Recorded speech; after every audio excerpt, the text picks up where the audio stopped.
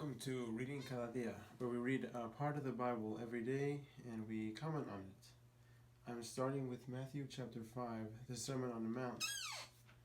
It reads, "Seeing the crowds, he went up on a mountain, and when he sat down, his disciples came to him. And he opened his mouth and taught them, saying, Blessed are the poor in spirit, for theirs is the kingdom of heaven. Blessed are those who mourn, for they shall be comforted. Blessed are the meek, for they shall inherit the earth. Blessed are those who hunger and thirst for righteousness, for they shall be satisfied. Blessed are the merciful, for they shall receive mercy. Blessed are the pure in heart, for they shall see God. Blessed are the peacemakers, for they shall be called sons of God. Blessed are those who are persecuted for righteousness' sake, for theirs is the kingdom of heaven. Blessed are you when others revile you, and persecute you, and utter all kinds of evil against you falsely on my account. Rejoice and be glad, for your reward is great in heaven. For so they persecuted the prophets who were before you. You are the salt of the earth, but if salt has lost its taste, how shall its saltiness be restored? It is no longer good for anything except to be thrown out and trampled under people's feet. You are the light of the world. A city set on a hill cannot be hidden, nor do people light a lamp and put it under a basket, but on a stand, and it gives light to all in the house. In the same way, let your light shine before others, so that they may see your good works and give glory to your Father who is in heaven. Do not think that I have come to abolish the law or the prophets. I have not come to abolish them, but to fulfill them.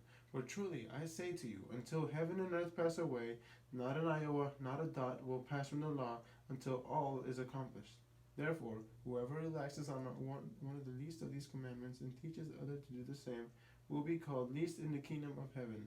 But whoever does not them and teaches them will be called great in the kingdom of heaven. For I tell you, unless your righteousness exceeds that of the scribes and Pharisees, you will never enter the kingdom of heaven.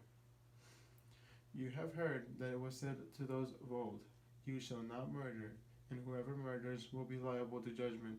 But I say to you that everyone who is angry with his brother will be liable to judgment. Whoever insults his brother will be liable to the council. And whoever says, You fool, will be liable to the hell of fire. So if you are offering your gift at the altar, and then remember that your brother has something against you, leave your gift there before the altar and go. First be reconciled to your brother, and then come and offer your gift. Come to terms quickly with your accuser while you are going with him to court, lest your accuser hand you over to the judge, and the judge to the court, and you be put in prison. Truly, I say to you, you will never get out until you have paid the last penny. Lust. You heard that it was said, You shall not commit adultery. But I say to you that everyone who looks at a woman with lustful intent has already committed adultery with her in his heart. If your right eye causes you to sin, tear it out and throw it away. For it is better for you to lose one of your members than for your whole body to be thrown into hell. And if your right hand causes you to sin, cut it off and throw it away. For it is better that you lose one of your members than that your whole body go into hell. Divorce. It was also said, Whoever divorces his wife, let him give her a certificate of divorce. But I say to you that everyone who divorces his wife, except on the ground of sexual immorality, makes her commit adultery, and whoever marries a divorced woman commits adultery. Oaths. Again, you heard that it was said to those of old, You shall not swear falsely, but shall perform to the Lord what you have sworn. But I say to you, do not take an oath at all, either by heaven, for it is the throne of God, or by the earth, for it is his footstool, or by Jerusalem, for it is the city of the great king. And do not take an oath by your head, for you cannot make one hair white or black. Let what you say simply be yes or no. Anything more than this comes from evil. Retaliation. You have heard that it was said, An eye for an eye and a tooth for a tooth. But I say to you, do not resist the one who is evil. But if anyone slaps you on the right cheek, turn to him the other also.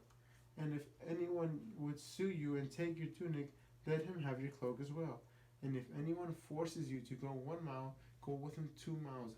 Give to the one who begs from you, and do not refuse to the one who would borrow from you. Love your enemies. You have heard that it was said, You shall love your neighbor and hate your enemy. But I say to you, love your enemies and pray for those who persecute you, so that you may be sons of your Father who is in heaven. For he makes his sun rise on the evil and on the good, and sends rain on the just and on the unjust. For if you love those who love you, what reward do you have? Do not even the tax collectors do the same? And if you greet only your brothers, what more are you doing than others? Do not even the Gentiles do the same? You therefore must be perfect, as your heavenly Father is perfect. Okay, so that was Matthew chapter 5. We go back and we kind of just analyze some parts of it. This is the Sermon on the Mount. This is Jesus speaking. And he gives us the Beatitudes.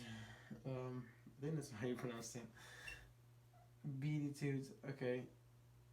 He says, blessed are those poor in spirit, those who mourn, those who are meek. You know, he gives us these things that are kind of like, okay, you think these are terrible things to go through, but in the end, this is what God wants of you. You know, if your life is too easy, you're probably not doing something right. At least I've heard that from a lot of older Christians, that there should be some suffering, you know?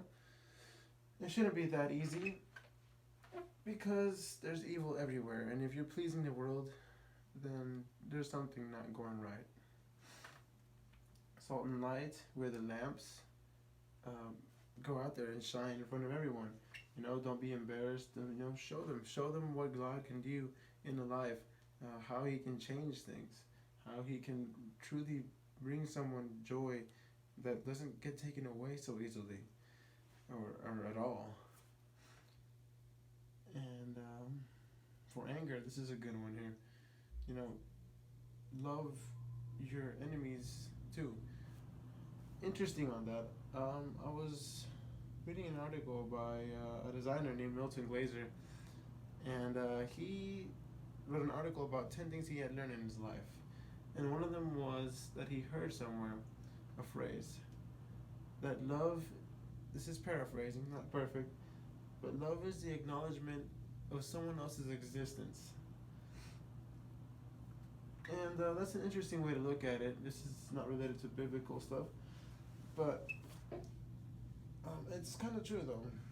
When you can recognize that someone else, everybody you see, is actually a human being with a full life just as you are, it kind of helps you to just think, wow, you know? You put yourself into perspective more, and you can love them easier. It becomes more natural to just love someone. Do this not with just your friends, but with people who are against you or who are your enemies. Recognize that there are people as well. I mean, they may have their own reasons for trying to make you feel better, for being offensive as they are. You do your part. God sees it, and He will reward you for it in the end. Lust.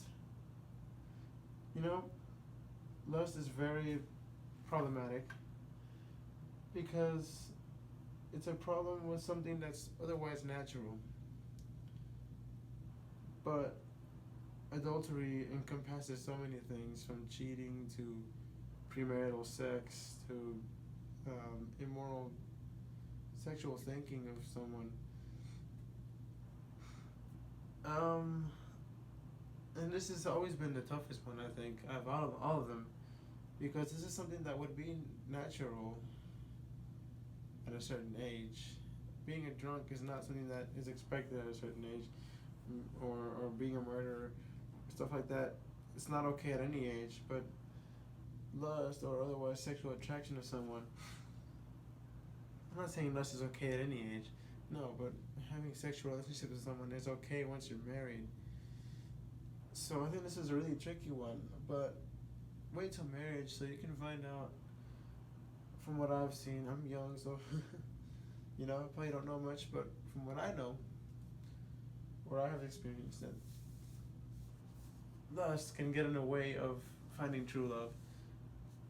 Do you really like that person for the right reasons? Are you with that person for the right reasons? Can you survive if you don't do that?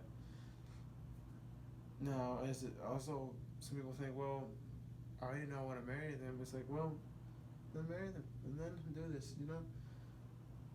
Sex is love, it's not something for fun, you know? Because it can be binding. You can have a kid, and if you just don't love that person, you're just going to ruin a child's life, you know? Anyways, lots of more to talk about that later. Divorce, I find it interesting that except on the ground of sexual immorality, anyone who divorces his wife, except on the ground of sexual immorality, makes her commit adultery. So to me, it seems like I may be translating this wrong, but it looks like the only biblical reason to divorce someone is if they're sexually immoral. As in, they cheat on you? Am I misinterpreting that? Let me know. Comment on that, please. I would like to know. Oaths? You don't swear anything. You don't. Am I making oath that I will? You never know. You never know what's gonna happen. You can't affirm something will happen ever. You can say I have the. You just say yes or no. That's all you gotta say. Yes or no. You know, retaliation, eye for an eye. No, it's not like that. Don't refuse to those who would borrow from you. You know, just give, especially in the homeless people. This chapter has a lot to come on. So this is longer than the other ones will be normally. But for the homeless people, you know, there's people who are like, well, I'm gonna give them money, but they might just spend it on beer or something. So they just don't look like, you know. So I'm not gonna give to them. Just give. Whatever they do with it, God will see it. You know, God just wants you to do your part, to give. As long as He knows that, at least that's what I've been hearing. I think that makes the most sense out of all the approaches to this situation here. Just give. You do your part. Whatever they do with the money, that's on them. But as long as you know you attempted to help someone, you gave that money with good intentions, you know? Love your enemies, mentioned earlier already. This is a great chapter, and I think the Sermon on the Mount, it really touched me a lot when I was younger. And just every time I read it, it's like restarting me. You know, it brings me back down to earth to where I should be. And this is just part of it. You know, we'll read more of it tomorrow in Matthew chapter 6. Anyway, let me know what y'all think on this chapter. Let me know what y'all think about my commentary on it. Again, I'm just starting to do this. I'm starting to make the Bible something I do every day, and I think recording this will make it less longer too. You know, I could do this with other people, but you know, why not? I haven't seen anyone who just reads a chapter every day and analyzes it deeply. You know, so let me know what you think. And good night.